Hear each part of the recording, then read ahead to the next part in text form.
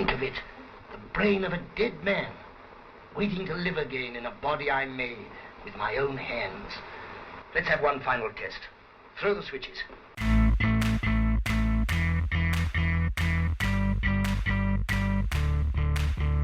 It's alive! It's alive! It's alive!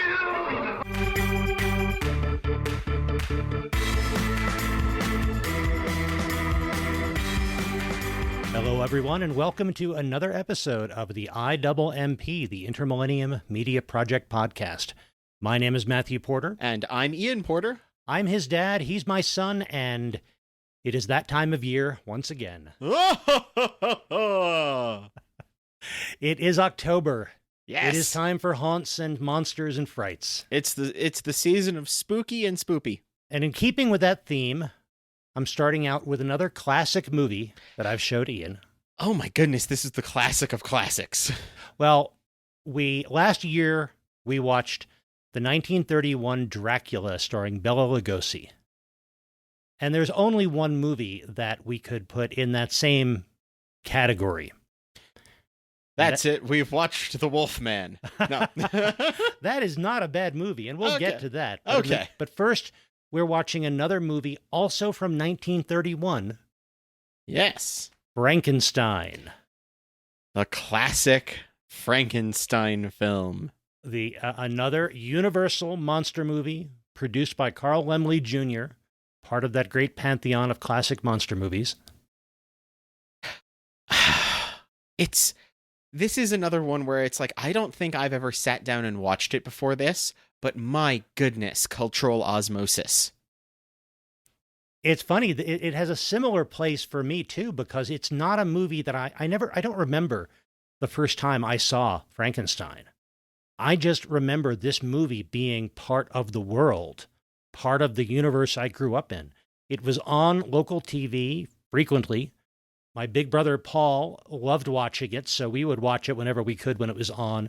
Channel 9, I think it was, had the rights to that at the time. Okay. And it was just always there. And I know that I had seen the movie in its entirety at least a couple of times by the time I was 13 years old. But I couldn't tell you when is the first time I actually sat down and watched it. And there is something about this, which I'll admit, but that same cultural osmosis that makes it exciting, and the fact that you had sat down and watched it, is the same reason I don't think I ever had. There's something about this film that is so ubiquitous, it feels like it is either untouchable or already too touched. It's like, this is something where it's like almost every scene has been recreated, referenced, parodied, and it has become such a reference to text that messing or discussing it is going to relate to everything else that references it, and referencing it is going to overlap with someone else referencing it elsewhere. And I think everybody, or at least everybody who's keyed into certain parts of our culture, everyone has the sense of having seen this movie, whether or not they have ever sat down and watched it in its entirety. Yeah, exactly. And because of that, I think that people tend to have their perceptions of this movie altered by all of the other versions of Frankenstein they may have been exposed to, all of the expectations they have about this movie. And I even found myself sitting down and watching this from the beginning for the first time in quite some time. There were things that I forgot were in this movie, or things that I forgot were not in this movie, or that they had changed for this movie. And that's interesting to take this as this cultural phenomenon, but also step back or maybe lean forward and say, let's pay attention to this movie as a movie, as if we had never seen it before. Yeah. And there's something else I want to note when we're starting out about this film in that same sense, taking it as a film all on its own. It is not even a direct adaptation in some ways of the thing it's based on. That's absolutely correct. Do you have a paper ball handy to throw at me? Because I am in danger of talking too much about the novel in trying to talk about this movie. But I guess we have to if we're going to talk about how this works as an adaptation. Yeah, it's kind of unavoidable because we're gonna have to go through the characters, but I want to get this like overarching theme in general. This is a very different take on the hubris of man. Yeah, I kind of have to say up front, however well you think this movie does or doesn't work as a movie, it's not a good adaptation of Shelley's Frankenstein. No, it completely is not a modern Prometheus. In that sense, it's a very different story. This version of Victor Frankenstein is not the same sort of guy. Yeah, and he's not Victor Frankenstein, he's Henry Frankenstein. Yeah. I guess they needed something more English and American sounding than Victor. I'm getting very we can't call our banner Bruce kind of flashbacks in that sense. I think Although so. I guess that's a flash forward.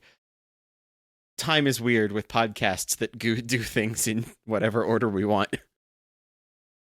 But this is much more commentary on science and technology in 1931 than it is anything else. Yes, they definitely updated it in most respects to be a contemporary story, a modern-day retelling of the Frankenstein story, where there are electric lights in the university anatomy theater, etc., etc. Mm-hmm. This is from the same year where Thomas Edison submits his last patent, where the Empire State Building is completed, where the iron lung is first perfected. This is a very different age of science and engineering kind of literal year and time period. And this is making more of a commentary on that than it is the things that the book was. That is interesting. It really is a year with another definitive step into the 20th century as we later knew it. Right. If the book is talking about the psychological toll that doing this would enact on people, both created by God and created by man in that sense, as the book likes to do, this is a movie about unbridled science steamrolling over a whole lot of everyone else, I think. I think that, Shelley put a lot of her meaning of the book in her subtitle, A Modern Prometheus. Yeah. And I think that this 1931 movie is a movie that's mainly about the importance of work-life balance.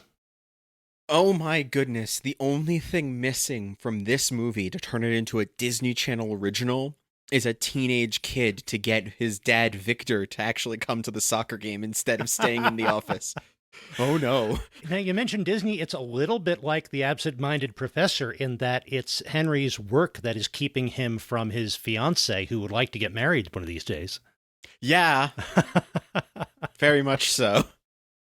And yet, now I'm just imagining a Frankenstein's monster that can jump with the assistance of flubber. Boing. Boing. You say that loud enough and Disney will make a version of it. Yay! Medford College Extended Universe keeps going. It seems to me in this movie, they're not as clear or not as direct about there was something inherently wrong with what Dr. Frankenstein was trying to do. Because this movie introduces that idea of it was the wrong brain that was put into the monster, and that's where all the problems took place. He was supposed to get the brain of this perfectly sane, capable, intelligent person, and instead Fritz, not Igor, Fritz, drops the brain he was supposed to get and instead takes the next nearest one, which was a deranged criminal brain. As if, well, if only the assistant hadn't made a mistake, everything would have been fine. There's no culpability on Frankenstein's part, except working too hard on this project instead of taking it easy and getting married and all these things other people expected him to do. Just take that scene and fade into an ad for LinkedIn about actually properly looking for your right employee before you hire them. This is the episode where we could get that sponsorship from Indeed. We could. We absolutely could. That'd be amazing, actually. And to me, that undercuts a lot of what the story could be by taking a lot of heat off of Dr. Frankenstein. Yeah, it's dismissive in that sense. It's an easy out, an easy explanation that gets our I don't want to call him a protagonist. Our motivating force made flesh. It Yeah. gives him an out in a way that I don't think is healthy at times. Yeah, I would definitely say that Frankenstein is the protagonist here. He may be an anti-hero, but he's the person whose struggle we are watching. Good point. But, and this is the road I was afraid of going down, because I'm judging the story of the movie primarily on what it does or doesn't do relative to the book. So maybe we should back up and talk about what is the story that this movie tells, Yeah. and how does that stand on its own feet? And that's difficult to do, but I think it at least gives this movie a fighting chance. So the story of this is that in the Bavarian Alps, Henry Frankenstein and his assistant Fritz are digging up freshly buried bodies and piecing together a person in order to fulfill Henry's plan of proving he can bring about life, kind of to spite the college that doesn't quite like him, I'm guessing. That was a little difficult. Yeah, I don't know if it was to spite them, but it was definitely in spite of them. Yeah. He was far beyond what anyone could teach him at the medical school, what any of his scientific colleagues thought was possible or worth pursuing. You ever transferred schools and because of policy had to take a 101 class when you'd finished a 104 at your previous place, and you decide that when that midterm project comes in, you are going to absolutely decimate them with a project way beyond the scope of the request just to prove you shouldn't be here, and that doesn't actually work out well? That's what happens. Instead, here, as we learn a little bit into the movie from Dr. Waldman, who was one of Henry Frankenstein's teachers, Frankenstein wanted bodies for his experiments, and he wanted fresh bodies in good condition, and he didn't think people needed to be too particular about where they came from or how they were obtained. And there was a point at which the university didn't want anything to do with this. Yeah, no. So hence he's out there with Fritz harvesting fresh graves and newly used gallows. And right here, just in terms of getting an idea of the way this is all presented, there is something about the acting in this film that makes me, for some reason, scream claymation, despite being live action. Everyone is the right kind of, exaggerated. Everyone was given this direction on how to be dramatic that comes across slightly stutter-stepped and the proper amount of overemphasized at times that makes them feel like he wanted fresh bodies. Oh, a couple of dogs and cats are fine, right? No, human bodies. It's like, why are your pauses and such? It's just a little odd, and I understand the dramatic element of it, but my goodness, did it feel stop motion or animated like that. It reminded me of Wallace and Gromit. It also makes sense if you think about it in the context of the development of film, because this is not too many years after talkies began. Yeah. This is only 1931. A lot of the people who were making movies, a lot of the people who were acting in movies, didn't have a lot of experience in talkie movies just because they hadn't been around very long. So what I think we're seeing in a movie like this, and a lot of movies of those very early 30s, is this combination of silent movie acting and stage acting. Yeah. Each of which is broad in a different way. Silent movie acting tends to have the slightly broad acting, but also these punctuations of dialogue, because you need a place to put the intercard. to show what they're saying. Oh, yeah. So it might, these overly dramatic pauses had a purpose. And you add stage acting, which of course has to be big and broad because it has to carry to the back of the room. It all works very differently in a talkie movie. And in some early 30s movies like Dracula, it works because it adds this sense of unreality. Dracula had this aura of unreality around him that changed any room he walked into. The horror in Frankenstein, including how this movie conveys it, is the realness and the concreteness of the, oh, wow, this is like actually happening. Somebody in the next county could be actually doing this because things are changing so quickly when it comes to science. You've got a good point there. I guess I didn't notice it in the Dracula film because when you're dealing with the old and the classic, you're dealing with something where that extra drama feels antique. But when you're dealing with something that's trying to comment on modern science, the stutteriness makes it feel not smooth. It shows up more. It's a contrast. Yeah, they're both stylized. They're both stylized in very similar ways. It seems stylized in such a very different way when it comes to Frankenstein. Mm-hmm. But thinking about this being a movie from 1931, I think it's also important to think sometimes about how this might have impacted audiences then. Oh, yeah. I mean, it's 2022. We are spoiled for horror movies. We're spoiled for depictions of Frankenstein. And I'm trying to imagine somebody who hasn't seen a lot of talkie movies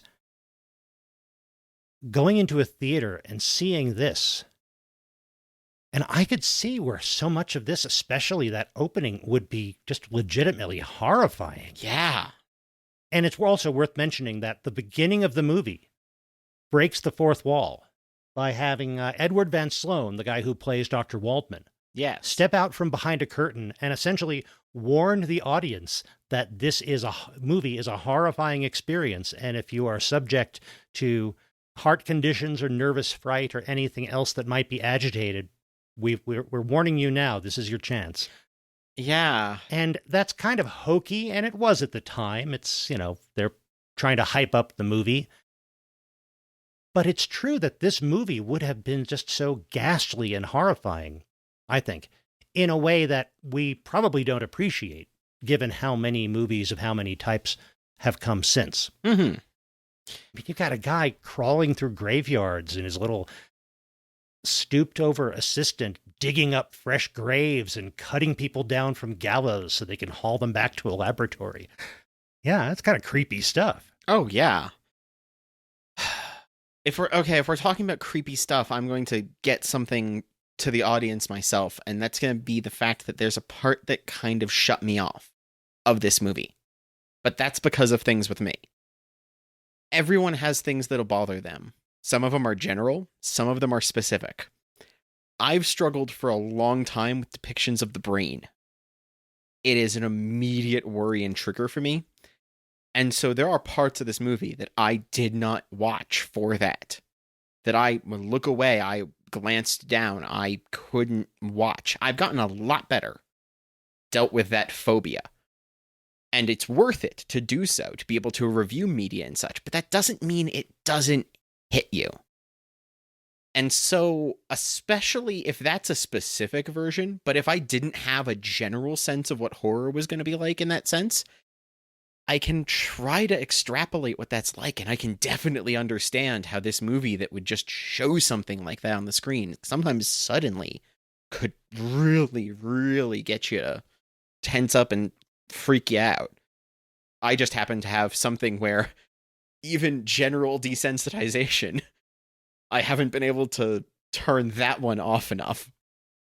So that's an instance where I think I can try to use that to relate to what the audiences there were, and I can definitely get why it needed a warning at the start. And that's a good point. There are a couple of levels at which we all come to things like horror movies. It's the general, what is scary within our culture.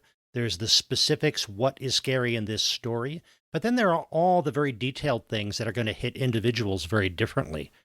And different movies, because of some specific depiction that they have, are going to hit people differently. Mm-hmm. And that's important to remember when we address horror movies. Absolutely. And I also kind of wanted to say that because there's going to be parts where you've watched it and I've kind of not there. So as we continue forward, we're getting towards it. Yeah. I wanted to state that. So we have this sense in terms of what Henry Frankenstein is doing. He is building this creature out of body parts that he's harvested from various freshly dead corpses. And he is putting in it a brain that he's stolen from the university. And he doesn't know, at least not at the beginning, that it's not the brain that he told Fritz to get. It's the criminal brain. And he is planning to animate this creature that he has made, to give it life. And meanwhile, he has other responsibilities that he's supposed to be attending to. He is the son of a baron who, therefore, he's going to inherit political responsibilities. He is engaged to the beautiful Elizabeth, played by Mae Clarke. And by the way, it's Colin Clive playing Henry Frankenstein. And he keeps putting off their wedding because he has to focus on his work, which he's conducting in a castle some distance from where he's supposed to be living. And so much of the other people's worry about him and their concern is about the fact that he's focused solely on his work, even before they really get to what is it he's working on. It's like, oh, can't you take a break? No, my work must come first. Oh, by the way, what is it? It's important. That's all you need to know. Yeah, it's actually, I think it's his friend Victor. We've got the name Victor, who actually does the most questioning at first. Right. He's kind of assigned by Elizabeth. And it's clear Victor is in love with Elizabeth also. Oh, absolutely. That he go and check on Henry because Henry, there's something wrong with Henry and we're supposed to be getting married. We haven't, etc. Yeah. This is a story about obsession in that sense. Yes. Where his obsession with this work, with this project, is outstripping all these other responsibilities, and his science is not being tempered by rational thought or control on his part, and is being done slightly secret, so none of his friends can influence it either. But they do eventually, because Victor and Elizabeth eventually go to Dr. Waldman, Henry's teacher, and that's when they learn about Henry's strange interests, even when he was a student. And the three of them together go to the castle where Henry is working with Fritz on this grand project. And his professor is played by Edward Van Sloan, who we saw as Van Helsing in Dracula. Terrific performance in Dracula, because he could stand toe-to-toe with Bela Lugosi's Dracula. And a good performance in this. Yeah, where he's standing as a disgruntled authority figure against what he finds out later once he's in there. He plays confident man thrown to the deep end quite well. So the three of them interrupt Henry when he is about to conduct the final part of his great project, so they get to witness it. Honestly, it's like bursting into someone's place, and not only are they in the middle of something, they have a PowerPoint presentation to tell you about what it is they're doing. Because he's a little too on the spot of like, oh no, I've got guests. Come, watch me become God. Ah. And that's an interesting bit of tension we see in the character of Henry, is that he wants to be left alone to do this work, but he also really wants people to understand the work he's doing and how impressive it is and how awesome that means he is. I'm a loner. Praise me. Yes. I can't do both, dude. And this is where we've seen it in his preparations, but this is where that set of Frankenstein's laboratory really, really shines. And that is an impressive set with impressive effects for 1931. My goodness, the giant wall of levers and gears and pipes and lights, and the giant chain bed that rises up towards the lightning. There's so much iconic about that, and there's so much style and design that comes from, like, that originates from this set design. And all of the the Jacob's ladders and the arcing electricity and all the bright sparks and all of this. Again, very cutting edge seeming to me in 1931, that this is high tech. This is big metal engineering plus lots of electricity. Mm-hmm. That's high tech. Yeah, this is... I can't say my response there because that actually leads into later stuff. So Okay. yeah, but absolutely, this is the most modernist styling they've got in that. This is modern technology doing something incredible. It brings to mind some of the things you see in silent movies like Metropolis, which is in a class by itself. But here we're seeing that brought into a modern talkie horror movie. And all of it is juxtaposed against torchlight and stone brick. It is this modern stuff crammed into an ancient castle tower in this old meets new. It's, out in this exterior of the classical, of the traditional, of the established and sturdy, this dark new modern thing is being done.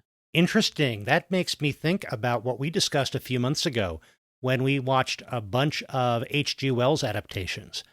And we talked about the fact that you've got this high-tech, cutting-edge scientific engineering wrapped in this polished oak and tufted velvet design of Victorian England. Exactly. Here we've got, you're right, these high-tech electrical engineering things happening in the midst of this dank stone castle.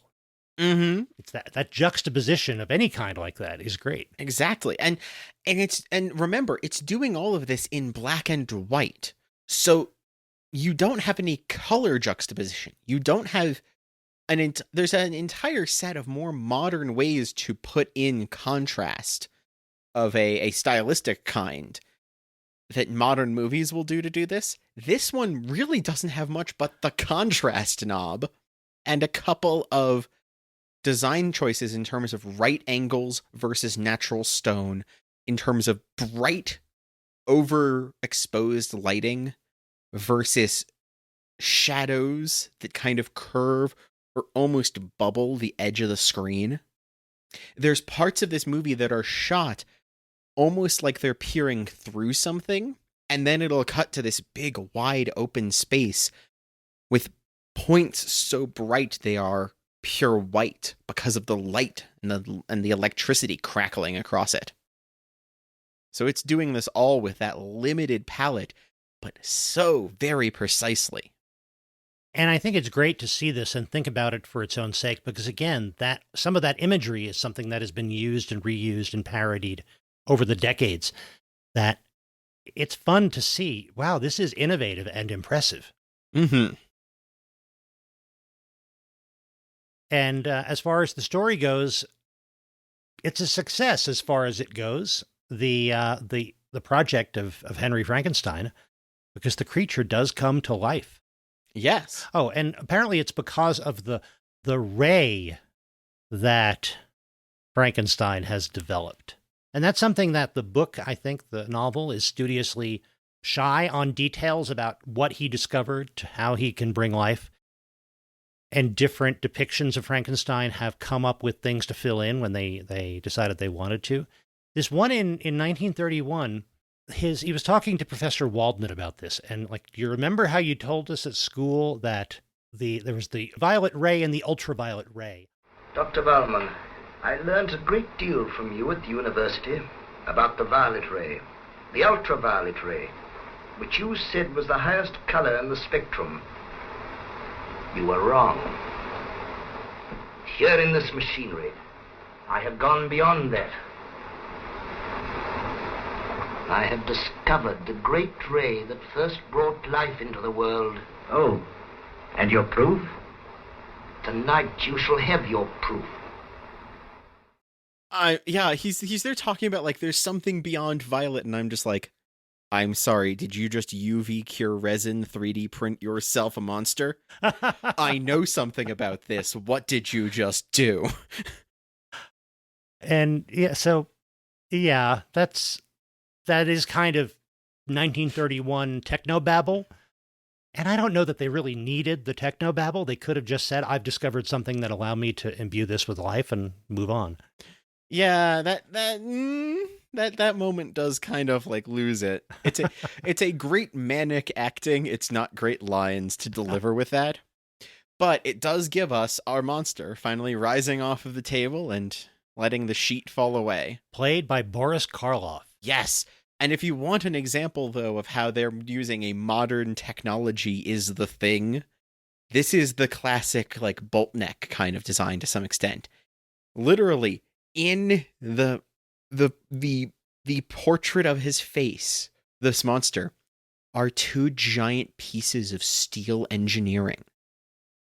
Of the kind of things that had just helped build an Empire State Building recently are sticking from this monster as proof of how it was made. They didn't have the terms, but we really are seeing well, I guess it's not cybernetic yet, but a precursor to a cyborg. He is part man, part machine. Now I've just got very fast-paced, heavy-bass techno going through my head for this moment.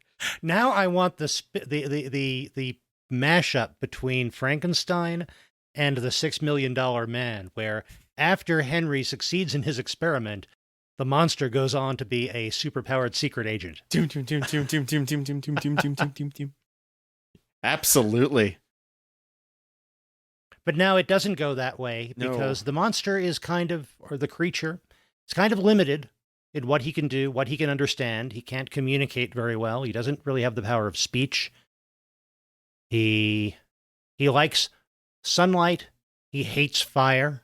Kind of basic ideas here. There's something you could kind of flip the opening out with we discovered a frozen caveman and thawed him and get a bit of the same movie from here out, because the monster is of a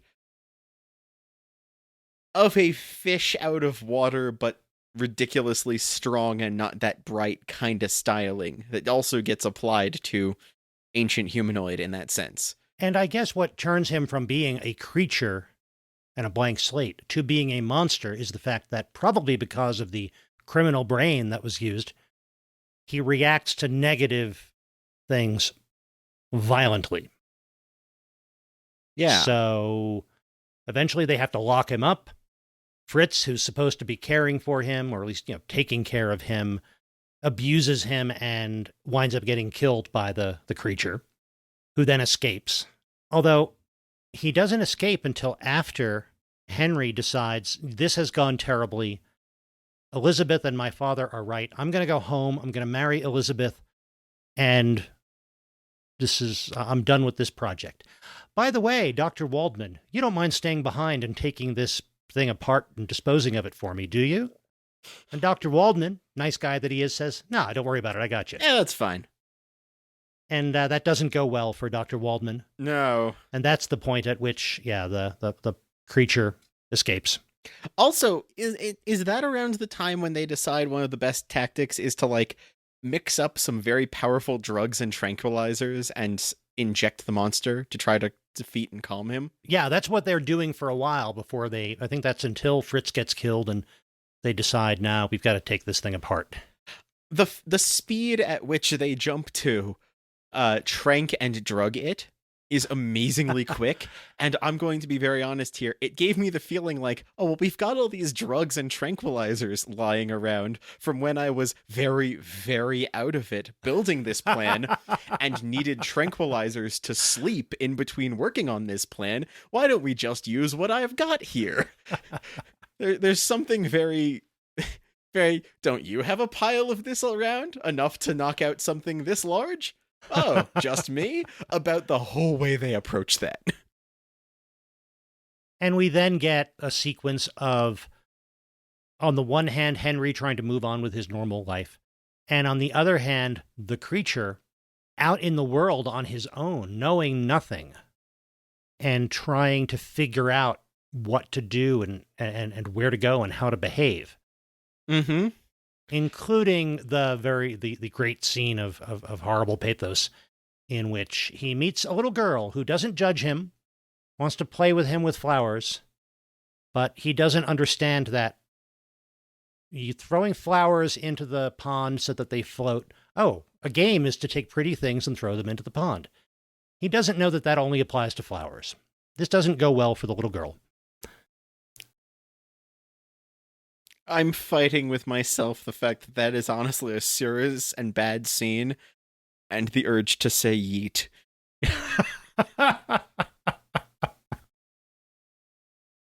Yeah. Actually, Yeet was the scientist.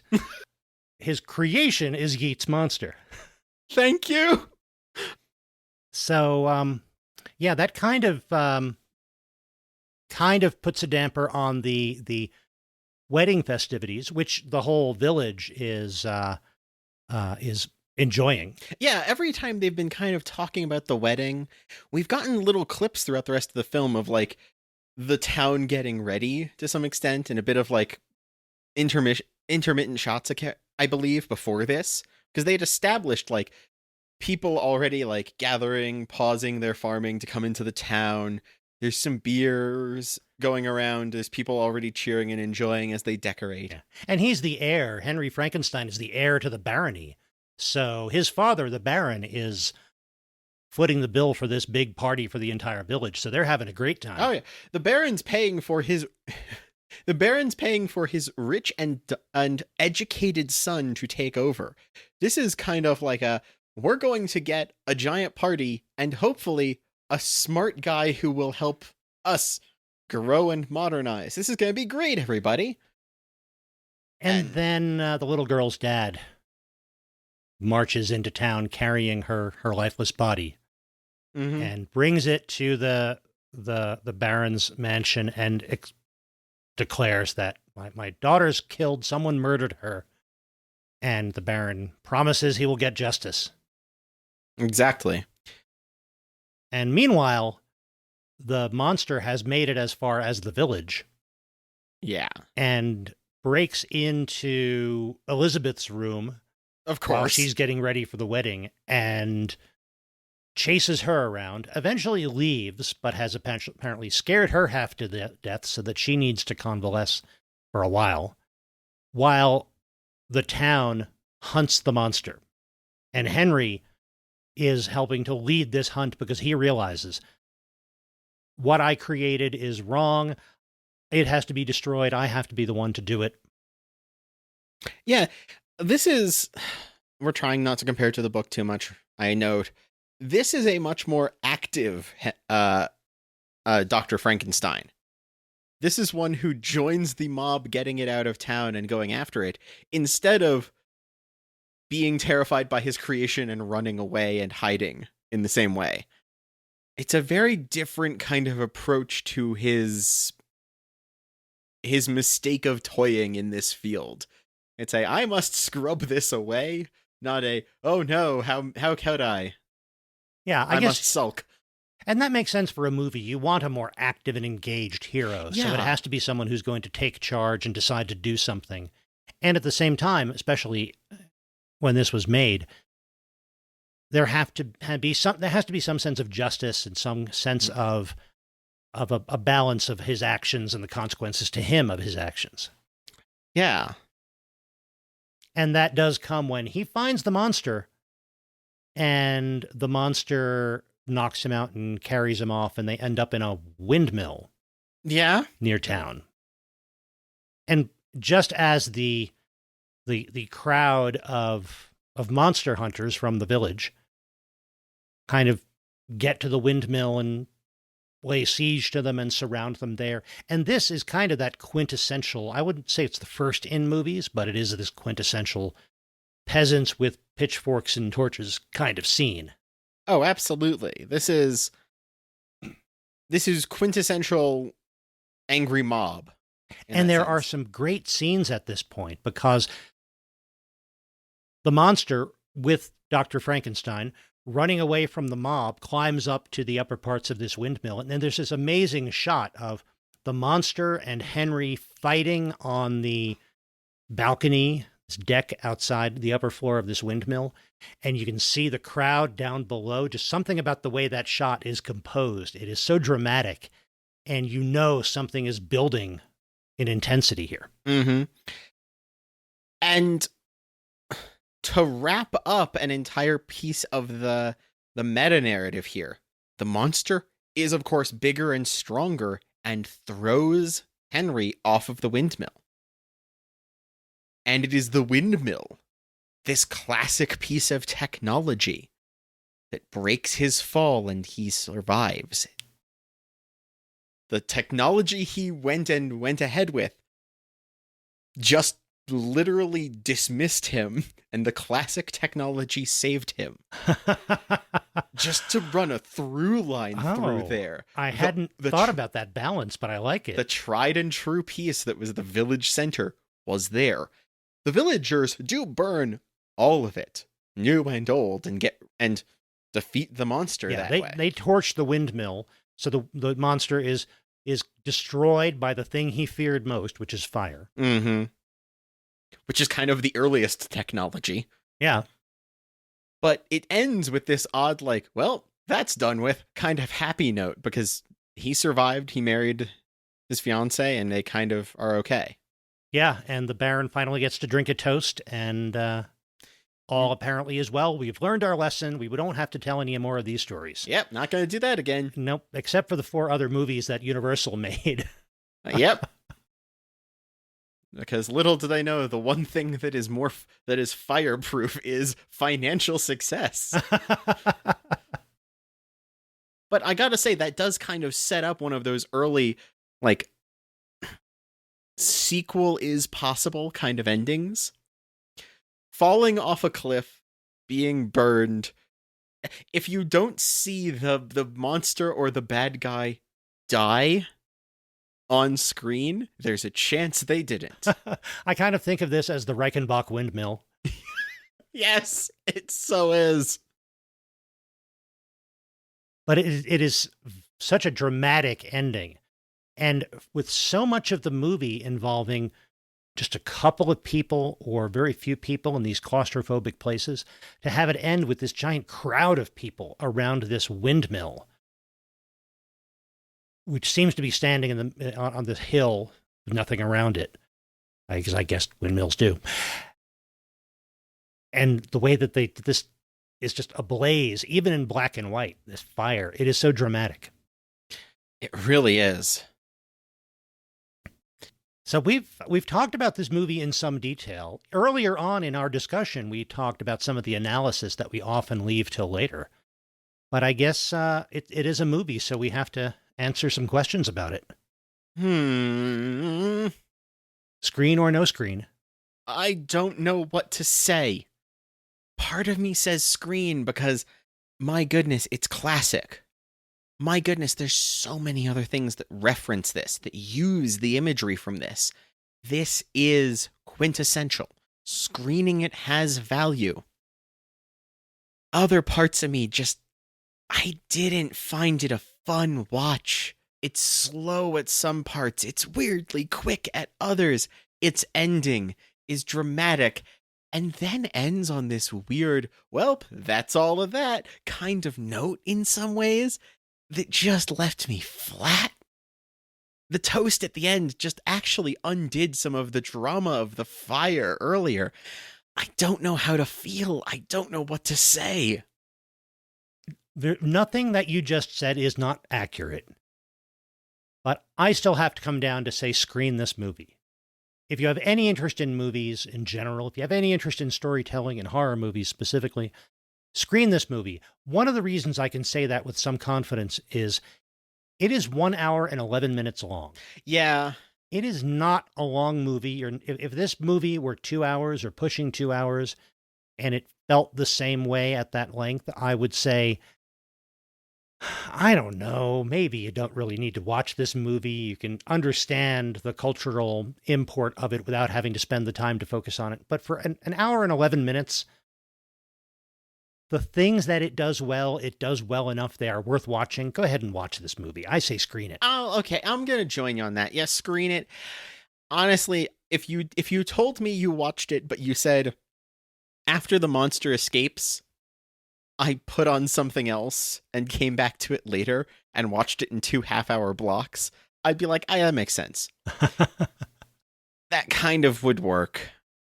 Would kind of let you flush that pacing issue out, in my opinion. Yeah, screen it. So, with various levels of enthusiasm, we're both saying screen. Yep. The next question is, I can't believe I'm asking this about Frankenstein, but revive, reboot, or rest in peace? Could you imagine somebody making a sequel to Frankenstein? A sequel to Frankenstein? Yes. Plenty. Multiple. Franchises worth. Can you imagine someone making a reboot of Frankenstein? Yes. Many. Franchises worth. That's the thing. This is simultaneously the way this film ends. And that's to do a revive. To do this story continued. There's plenty of openings. There's 1,000 offshoots you can do. You can do this story immediately after. You can do this story decades, generations, so far after. I could see an interesting story of doing a prequel about any of these people. Give me a story about Fritz the assistant and how he wound up working here. You've got something. Give me a story that feels like it's nothing related to. Give me a story about this, like, this down on their luck criminal and the bad things and them trying and hoping to get another chance and dying and revealing at the end that they were one of the parts to the monster and that their second chance was karmically bad. You can do a lot of horribly weird, interesting weird things. And artsy. Yeah. There's a lot of hooks to do into this story again as this movie presents the story it is telling. So there's plenty of opportunities. And plenty have been done. But that doesn't mean there's lacking any. Reboot is interesting because that's where you wind up into the conflict of, are you rebooting the movie or are you rebooting a different interpretation of the book, which is a whole different thing. Rebooting the movie, though, you wind up with exactly the same things. Are you telling this story again? Are you telling it when this one is? Are you telling it in a different era? Is the version of this where the new technology is sleek, white, Apple Store Chrome building a cyborg for the first time and fighting him on top of an electric windmill at the end a different tale? A different interpretation? A revamp of this film? There's a lot of options here. They are all legitimate. I'm not doing my normal other versions of this story list because there's too many. Because of exactly what I'm describing here.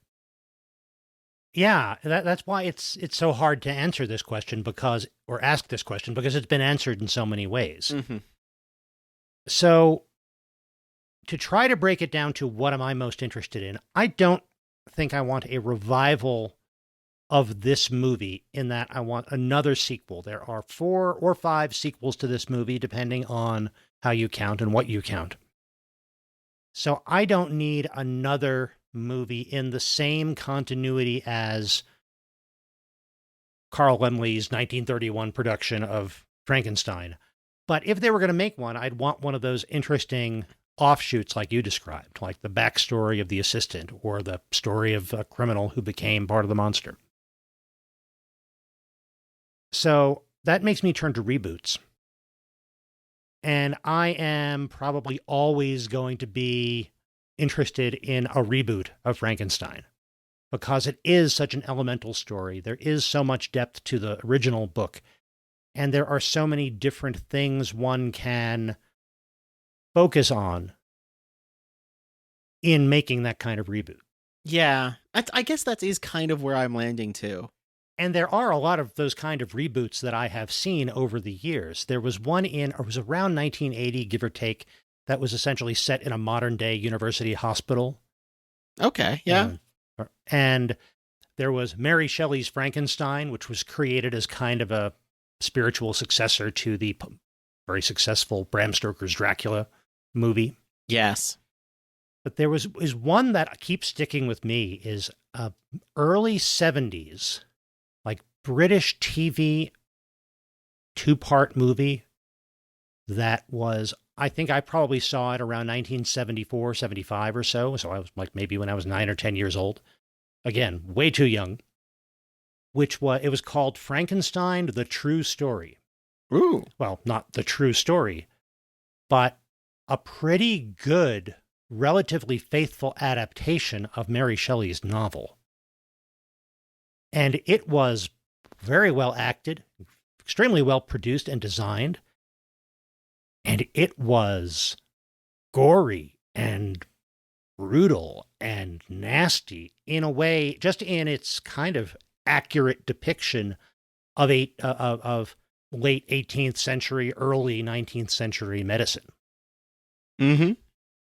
And there was a lot about that was shocking, but it pulled me into that story such that when later I read the book, it was a lot of the imagery from that TV movie that is what came to mind. Okay.